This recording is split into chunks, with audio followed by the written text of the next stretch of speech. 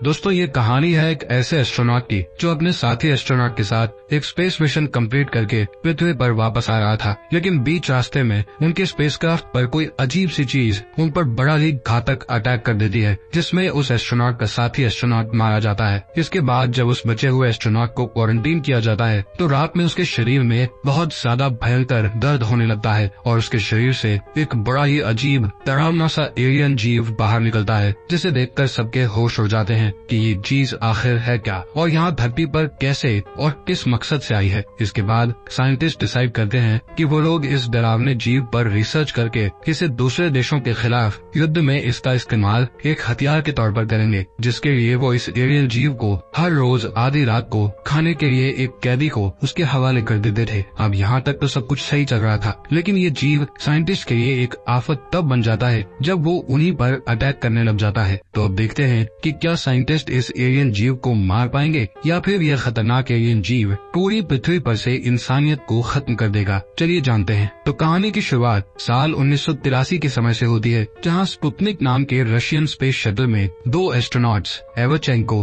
और कॉन्स्टेंटीन बैठे हुए थे। ये दोनों एस्ट्रोनॉट कई महीनों के सफर के बाद सक्सेसफुली पृथ्वी पर वापस आ रहे होते हैं, लेकिन वापस आते समय उन्हें स्पेस शटल के बाहर कुछ अजीब सा दिखाई देता है, जिसके साथ ये सीन यहीं कट हो जाता है और अगले सीन में हमें कजाकिस्तान का एक वीरान इलाका दिखाया जाता है, जहां उन एस्ट्रोनॉट्स का लैंडर क्रैश हुआ था। यहाँ एक आदमी लैंडर के पास जाकर देखता है तो उसे एवचेंको की लाश दिखाई देती है। वहीं पास ही कॉन्स्टेंटीन भी घायल हालत में लैंडर से बाहर निकलता है। दूसरी तरफ हमें एक फीमेल साइकोलॉजिस्ट डॉक्टर तात्याना को दिखाया जाता है, जिसके ऊपर ट्रायल्स चल रहे होते हैं, क्योंकि तात्याना के इलाज करने का तरीका काफी अजीब था। दरअसल तात्याना ने 17 साल के एक लड़के का इलाज करने के लिए उसे काफी देर तक पानी में डुबाए रखा था। अब ऐसा करने से उस लड़के की जान तो नहीं गई, लेकिन उसके माता पिता ने तात्याना के खिलाफ कंप्लेन कर दी। तब तात्याना अपनी सफाई में कहती है कि मैंने उस लड़के को सिर्फ उतनी देर तक ही पानी में रखा जितने में उसकी जान न जाए, और साथ ही साथ वो ये भी बताती है कि मेरे इलाज करने का यही तरीका है। उसकी इस बात पर जूरी में बैठी एक लेडी तात्याना से बोलती है कि अगर तुमने अपने इलाज के तरीकों को नहीं बदला तो हम तुम्हें सस्पेंड करके तुम्हारा मेडिकल करियर यहीं खत्म कर देंगे। जूरी की बात सुनकर तात्याना काफी फ्रस्ट्रेट हो जाती है, क्योंकि उसके इलाज का तरीका भले ही अजीब हो, पर इसी तरह से उसने ऐसे लोगों को भी ठीक कर दिया था जिसे कोई दूसरा डॉक्टर ठीक नहीं कर पाया। वहीं पास ही सेमिराडोव नाम का एक आर्मी ऑफिसर इस ट्रायल को देख रहा होता है और वो थोड़ी देर बाद तात्याना से एक मेडिकल केस में हेल्प मांगते हुए कहता है कि अगर तुम्हें ये केस इंटरेस्टिंग लगे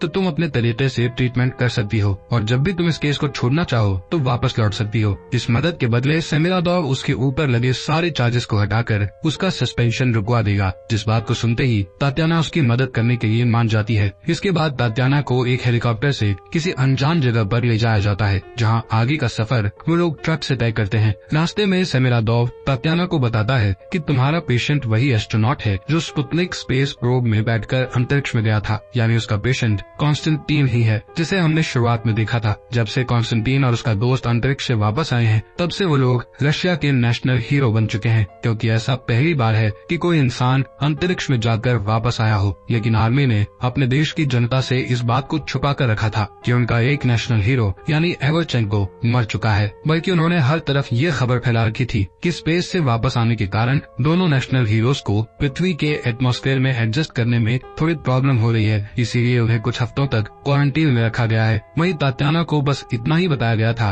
कि कॉन्स्टेंटीन एमनीशिया का पेशेंट है, लेकिन कॉन्स्टेंटीन की हाई सिक्योरिटी देखकर वो समझ जाती है कि उससे कुछ तो छुपाया जा रहा है। फिर थोड़ी देर बाद सेमिराडोव उसे लेकर एक गैस चैम्बर के बाहर जाता है, जिस चैम्बर में रीगल नाम का एक डॉक्टर कॉन्स्टेंटीन का इलाज करने की कोशिश कर रहा था। ये देखकर तात्याना गर्म कॉफी का एक कप लेकर कॉन्स्टेंटीन के चैम्बर में जाती है, जहां हम देख पाते हैं कि उसने कॉफी के कप को हैंडल से पकड़ रखा है, लेकिन कॉन्स्टेंटीन उस गर्म कॉफी के खौलते हुए कप को बिना किसी तकलीफ के पी लेता है। यहाँ तात्याना उससे बहुत अच्छे से बात करती है। तब तात्याना गैस चैम्बर से बाहर निकल के सेमिराडोव से बताती है कि इस हादसे की वजह से कॉन्स्टेंटीन के दिमाग पर बुरा असर हुआ है, जिससे उसने डिप्रेशन में आकर अपनी सेंसिटिविटी खो दी है। ये बताकर तात्याना सेमिराडोव से कहती है, मुझे इस केस में ऐसा कुछ भी नहीं दिखता जिसे दूसरा कोई डॉक्टर ठीक नहीं कर सकता, इसलिए मैं वापस जाना चाहती हूँ। इस पर सेमिराडोव बताता है कि अगला हेलीकॉप्टर दूसरे दिन यहाँ से जाएगा, तब तक तुम अपने कमरे में जाकर सो जाओ। तात्याना जब अपने कमरे में बैठी हुई थी तो रात के समय सेमिराडोव वहाँ आकर उसे अपने साथ चलने को कहता है और वो दोनों बिना समय गंवाए ऑब्जर्वेशन चैम्बर में आते हैं, जहाँ कॉन्स्टेंटीन को बुलेट प्रूफ ग्लास चैम्बर के अंदर बने एक और कमरे में रखा गया था। ये देखकर तात्याना को कुछ समझ नहीं आता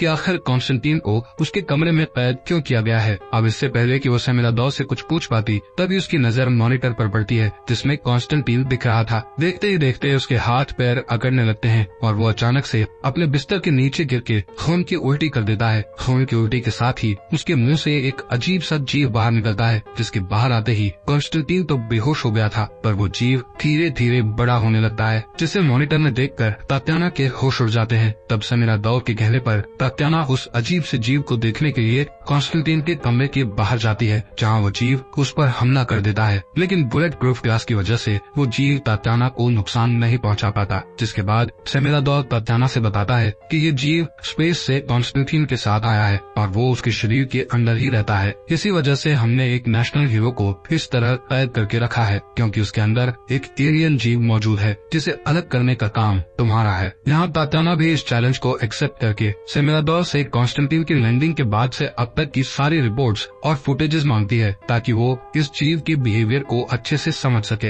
रिपोर्ट्स पढ़कर उसे ये पता चलता है कि ये एलियन जीव किसी पैरासाइट की तरह है, जो ज्यादातर समय कॉन्स्टेंटीन के पेट में ही रहता है। जब वो पेट में रहता है तो उसकी लंबाई लगभग 30 सेंटीमीटर होती है, लेकिन कॉन्स्टेंटीन के शरीर से बाहर निकलते ही उसे ऑक्सीजन मिलती है, जिससे उसकी लंबाई आधा मीटर हो जाती है। वो एलियन जीव कॉन्स्टेंटीन के शरीर से बाहर निकलने के लिए एक टॉक्सिन रिलीज करता है, जिससे कॉन्स्टेंटीन के शरीर की मसल्स लूज होकर फैल जाती हैं, ताकि वो एलियन जीव आसानी से बाहर निकल सके। ये जीव हर रात 2:40 से लेकर 3:10 के बीच उसके शरीर से बाहर निकलता है और कुछ समय बाहर रहने के बाद वो वापस कॉन्स्टेंटीन के शरीर में चला जाता है। इस पूरे समय तक कॉन्स्टेंटीन बेहोश ही रहता है और उसे ये तक पता नहीं कि उसके अंदर कोई एलियन जीव रहता है। तात्याना को रिपोर्ट पढ़कर ये भी पता चलता है कि रीगल ने एक बार उस एलियन जीव को कॉन्स्टेंटीन के शरीर से अलग करने की कोशिश की थी, लेकिन एलियन जीव से अलग होते ही कॉन्स्टेंटीन की हालत खराब होने लगी थी। पर वो जीव जैसे ही कॉन्स्टेंटीन के शरीर में वापस गया तो कॉन्स्टेंटीन दोबारा ठीक हो गया। यानी कहीं न कहीं उस एलियन जीव ने ही कॉन्स्टेंटीन को अब तक बचा रखा है, वरना लैंडर के क्रैश करने के बावजूद भी उसका जिंदा रह पाना नामुमकिन था।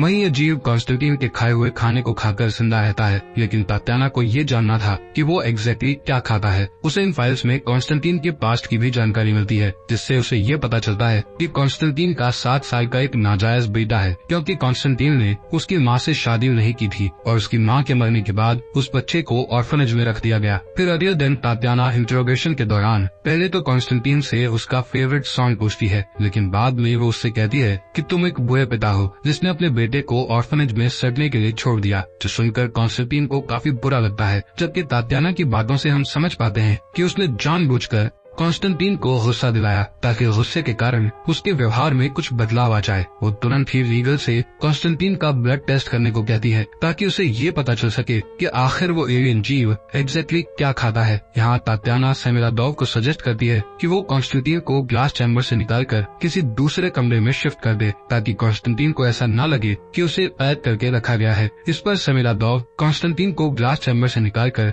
एक नॉर्मल कमरे में शिफ्ट करवा देता है और इस कमरे में एक टीवी भी रखी हुई थी। इसी बीच उसके कमरे में तात्याना आती है, जिसे कॉन्स्टेंटीन बताता है कि स्पेस में जाने से 1 हफ्ते पहले ही मुझे अपने बेटे और उसकी माँ के बारे में पता चला था, इसलिए मैंने ये सोचा कि वापस आने के बाद मैं उसे ऑर्फनेज से वापस ले आऊंगा, लेकिन वापस आने के बाद से मैं यहीं पर फंसा हुआ हूँ। फिर उसी रात जब वो एलियन बाहर निकलता है तो तात्याना दोबारा से उसके सामने जाती है और पिछली बार की तरह इस बार भी उनके बीच बुलेट प्रूफ ग्लास होता है, लेकिन इस बार वो एलियन तात्याना को देखकर उसके ऊपर हमला करने की कोशिश नहीं करता, बल्कि वो तो एक खिलौने की तरफ अट्रैक्ट हो रहा था। ये देखकर तात्याना उस खिलौने के साथ बुलेट प्रूफ चैम्बर के अंदर जाती है, जहाँ वो जीव उस खिलौने के साथ ऐसे चिपकने लगता है मानो वो उसका भी फेवरेट खिलौना हो। उस जीव को खिलौने के साथ खेलता देखकर तात्याना उसे छूने की कोशिश करती है, जिस कारण वो जीव उस पर हमला करके उसके पैरों को बुरी तरह से घायल कर देता है। तब सोल्जर्स आसपास की लाइट्स जलाकर उस जीव को कंफ्यूज करते हैं और इस मौके का फायदा उठाकर तात्याना को वहाँ से बाहर निकाल लिया जाता है। वो होश में आने के बाद सेमिरादोव से अपनी ऑब्जर्वेशन शेयर करते हुए बताती है कि वो एलियन कॉन्स्टेंटीन की फीलिंग्स को महसूस कर सकता है और शायद इसीलिए वो उस खिलौने की तरफ अट्रैक्ट हो रहा था। तात्याना फिर से वीडियो फुटेजेस को देखती है तो उसे ये पता चलता है कि वीडियो में कुछ ग्लिच है, यानी उस वीडियो से कुछ छेड़छाड़ की गई है। वो वो इस बारे में रीगल से पूछती है, लेकिन रीगल उसे कुछ भी नहीं बताता। दरअसल रीगल रिसर्च करके नोबेल प्राइज पाना चाहता था, इसलिए वो तात्याना को कुछ बता नहीं रहा होता। जिस पर तात्याना उससे कहती है कि मुझे तुम्हारे नोबेल प्राइज से कोई मतलब नहीं है, बल्कि मुझे तो सिर्फ सच जानना है। वहीं रीगल भी ये बात जान रहा था कि अकेले वो अपनी रिसर्च पूरी नहीं कर सकता, क्योंकि वो इस केस में काफी दिनों से लगा हुआ था। लेकिन तात्याना के आने के बाद ही उसे कुछ जरूरी इंसाइट्स मिले हैं, इसलिए वो तात्याना की मदद करने के लिए तैयार हो जाता है। जिसके बाद वो तात्याना को एक गाड़ी में छुपाकर इस फैसिलिटी से दूसरी तरफ ले जाता है, जहाँ सिर्फ कुछ ही लोगों को जाने की परमिशन थी। वो उसे नाइट विजन बाइनोकुलर्स देकर कहता है कि तुम गाड़ी के अंदर से ही सब कुछ देखती रहो। तात्याना देखती है कि वहाँ एक कैदी को केज के अंदर ले जाया जा रहा था और इसी के साथ सारी लाइट्स बंद कर दी गई। कुछ देर बाद एलियन जीव केज के अंदर आकर उस कैदी को एक ही झटके में मारकर उसके मांस को खाने लगता है। ये देखकर तात्याना के होश उड़ जाते हैं और हम एज एन ऑडियंस जान पाते हैं कि ये गेट उसी ग्लास चैम्बर से जुड़ा हुआ है जिसके अंदर कॉन्स्टेंटीन को हर रात रखा जाता है ताकि वो एलियन केज में आकर को खा सके। अब गाड़ी में वापस आने के बाद रीगल तात्याना को बताता है कि जब हमें कॉन्स्टेंटीन मिला था तो उसकी हालत बहुत ज्यादा खराब थी, लेकिन उसके अंदर इस एलियन जीव के होने की वजह से उसकी तबीयत दिन ब दिन सही होती चली गई और वो इतनी जल्दी रिकवर कर गया जितने में किसी आम इंसान का रिकवर कर पाना लगभग नामुमकिन था। जब कॉन्स्टेंटीन हॉस्पिटल में था तो इस एलियन जीव ने एक नर्स को भी मार दिया था और उसी दिन के बाद से कॉन्स्टेंटीन की तबीयत में सुधार आना शुरू हो गया। इसके बाद उस जीव को मछली से लेकर सुअर तक सब कुछ खाने को दिया गया, मगर ऐसा करने से कॉन्स्टेंटीन की तबीयत फिर से खराब होने लगी। आखिर में सेमिरादोव ने उस जीव को एक प्रिजनर ऑफर किया, जिसे खाने के बाद जब वो जीव कॉन्स्टेंटीन के अंदर गया तो कॉन्स्टेंटीन की तबीयत वापस से सही हो गई। लेकिन वो जीव प्रिजनर्स को मारने से पहले उन्हें काफी ज्यादा डराता है, क्योंकि डरते समय इंसानों के अंदर कॉर्टिसोल नाम के हार्मोन का लेवल बहुत ज्यादा बढ़ जाता है और शायद ये जीव कॉर्टिसोल के ऊपर ही फीड करता है। फिर अगली सुबह तात्याना कॉन्स्टेंटीन को सारी सच्चाई बताती है कि उसके अंदर एक एलियन जीव रहता है जिसने बहुत से लोगों को मार दिया है। ये सुनकर कॉन्स्टेंटीन तात्याना से कहता है कि तुम मुझे रात में मिलो। रात में कॉन्स्टेंटीन अपने कमरे के बाहर मौजूद एक रिसेप्शनिस्ट लड़की को बेहोश करके टीवी के अंदर लगे एक मैग्नेट को निकाल लेता है। वो उस मैग्नेट की मदद से सीसीटीवी कैमरास को ऑल्टर करके तात्याना के साथ उस कमरे में जाता है जहां उसके दोस्त एवरचेंको की लाश रखी हुई थी। यहाँ कॉन्स्टेंटीन रिवील करता है कि उसे इस एलियन के बारे में पहले से ही पता है, यहाँ तक कि उसे वो सारी चीजें महसूस और दिखाई देती हैं जो वो एलियन करता है। यानी वो एलियन जो भी महसूस करता है वो सारी चीजें कॉन्स्टेंटीन को भी महसूस होती हैं और उसे अच्छे से पता है कि हर रात ये एलियन प्रिजनर्स को मार के उनका मांस खाता है। लेकिन इतना सब जानने के बावजूद भी कॉन्स्टेंटीन अनजान बना हुआ है, क्योंकि अगर सेमिरादोव को ये बात पता चल गई तो वो कॉन्स्टेंटीन को इस फैसिलिटी से कभी नहीं जाने देगा। दरअसल कुछ ही दिनों में यहाँ एक इंस्पेक्शन टीम आने वाली है, जिनके आने तक कॉन्स्टेंटीन को अपना नाटक जारी रखना होगा। इंस्पेक्शन टीम से क्लियरेंस मिलते ही कॉन्स्टेंटीन को छोड़ दिया जाएगा और ऐसा तभी पॉसिबल है जब कॉन्स्टेंटीन इन बातों से अनजान बना रहे। वो तात्याना से रिक्वेस्ट करता है कि तुम सेमिरादोव को मत बताना कि मैं और वो एलियन सेम फीलिंग शेयर करते हैं, क्योंकि सेमिरादोव को इस बात का पता चल गया तो वो मुझे बाहर नहीं जाने देगा। कॉन्स्टेंटीन ने तात्याना को ये बातें इसलिए बताई क्योंकि उसे अच्छे से पता था कि तात्याना बहुत इंटेलिजेंट है, जो बहुत ही जल्द सारी सच्चाई का पता लगा लेगी। इसलिए उसने पहले ही सब कुछ कन्फेस कर दिया। उसकी बातें सुनकर तात्याना को बहुत बुरा लगता है, क्योंकि उनके देश के लोग कॉन्स्टेंटीन को एक नेशनल हीरो मानते हैं, लेकिन ये नेशनल हीरो सब कुछ जानते हुए भी बिजनेस की हत्या होने दे रहा है। तात्याना उससे कहती है कि अगर मैं तुम्हारी जगह होती तो खुद की जान ले लेती। ऐसा कहकर वो यहाँ से जा रही होती है कि तभी एक सोल्जर उसे गिरफ्तार कर लेता है, क्योंकि वो एक रेस्ट्रिक्टेड एरिया में घूम रही थी। इसके बाद सेमिरादोव उसे खुद लेकर केज के पास जाता है, क्योंकि सेमिरादोव को इस बात का पता चल गया था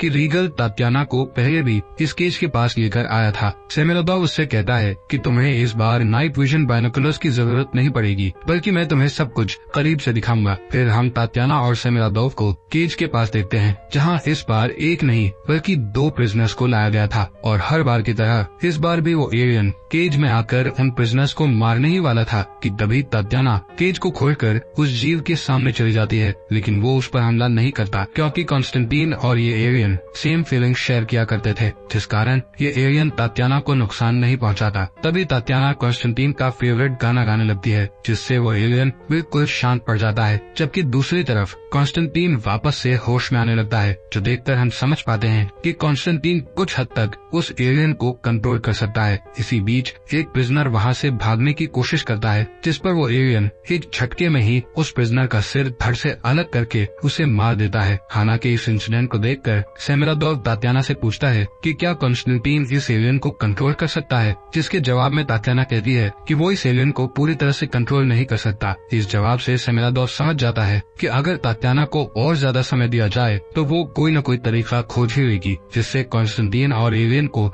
अलग किया जा सके। वहीं अगली सुबह जब तात्याना और रीगल एवर्चेंको की लाश का परीक्षण कर रहे होते हैं तो तात्याना रीगल से बताती है कि एवर्चेंको को फर्स्ट स्टेज का कैंसर था, जिसका पता हमारे डॉक्टर्स को तो नहीं चल पाया, लेकिन उस एलियन ने एवर्चेंको की बीमारी का पता लगा लिया और इसीलिए उसने कॉन्स्टेंटीन के शरीर में रहने का फैसला किया। यहाँ हम ये भी जान पाते हैं कि एवर्चेंको की मौत क्रैश में नहीं हुई, बल्कि उस एलियन ने ही एवर्चेंको को जान से मारा था। इसी बीच तात्याना रीगल से कहती है कि मैं कॉन्स्टेंटीन को लेकर यहाँ से भागने वाली हूँ और हमें यहाँ से भागने में तुम्हारी मदद चाहिए। अब पहले तो रीगल सेमिरादोव के डर से उसकी मदद करने को तैयार नहीं होता, लेकिन बाद में वो उसकी मदद के लिए तैयार हो जाता है क्योंकि वो अपने नोबेल प्राइज के चक्कर में और प्रिजनर्स की जान नहीं लेना चाहता था। आगे हम तात्याना को कॉन्स्टेंटीन के पास देखते हैं, जहाँ वो उससे बताती है कि आज हम दोनों यहाँ से एस्केप करने वाले हैं, लेकिन एस्केप करने से पहले मैं उस एलियन को तुम्हारे शरीर से अलग कर दूंगी। दरअसल तात्याना का प्लान ये था कि वो कॉन्स्टेंटीन के शरीर में ऐसा केमिकल इंजेक्ट करेगी जिससे उसके शरीर में कुछ देर के लिए कैंसर के सिम्टम्स आ जाएंगे। ऐसा होते ही वो एलियन उसके शरीर को छोड़कर बाहर निकल आएगा और वो एलियन कॉन्स्टेंटीन के शरीर के बिना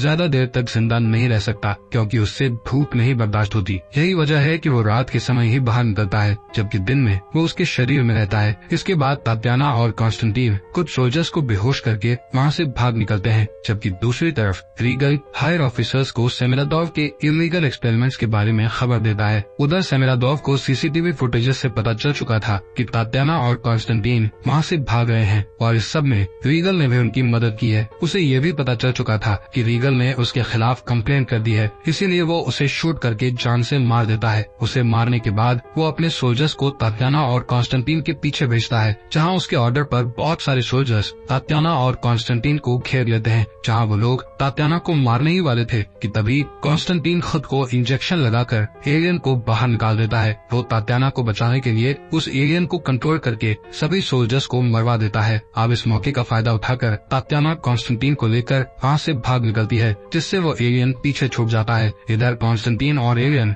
एक दूसरे से दूर जाते ही कमजोर होने लगते हैं क्योंकि उन दोनों में एक सिम्बायोटिक रिलेशन बन गया था, यानी वो दोनों ही एक दूसरे पर डिपेंडेंट थे। एलियन से कॉन्स्टेंटीन को ताकत मिलती थी और कॉन्स्टेंटीन के शरीर में रहकर वो एलियन जिंदा रह पाता था। दूसरी तरफ सेमिरादोव का सामना उस एलियन से होता है, लेकिन कॉन्स्टेंटीन से दूर होने के कारण वो एलियन काफी कमजोर पड़ चुका था। इसीलिए सेमिरादोव उसे एक बॉक्स में डालकर तात्याना और कॉन्स्टेंटीन के पास पहुंचता है। हालांकि अब तक कॉन्स्टेंटीन की हालत भी बहुत ज्यादा खराब हो चुकी थी और इस बात का फायदा उठाकर सेमिरादोव तात्याना को मारने ही वाला होता है कि तभी कॉन्स्टेंटीन पूरी हिम्मत करके उस एलियन को फिर से कंट्रोल करके सेमिरादोव को मरवा देता है। वो एलियन सेमिरादोव को मारने के बाद कॉन्स्टेंटीन के मुंह से होते हुए उसके पेट में चला जाता है, जिससे कॉन्स्टेंटीन की तबीयत दोबारा से ठीक होने लगती है। लेकिन इतना खून खराबा देखने की वजह से कॉन्स्टेंटीन को बहुत बुरा लगता है, इसलिए वो खुद को शूट करके मार लेता है ताकि उसके साथ एलियन भी मारा जाए। इसके बाद कहानी के लास्ट सीन में दिखाया जाता है कि तात्याना कॉन्स्टेंटीन के बेटे को ऑर्फनेज में जाकर अडॉप्ट कर लेती है। इसी के साथ ये बेहतरीन मूवी यहीं पर खत्म हो जाती है।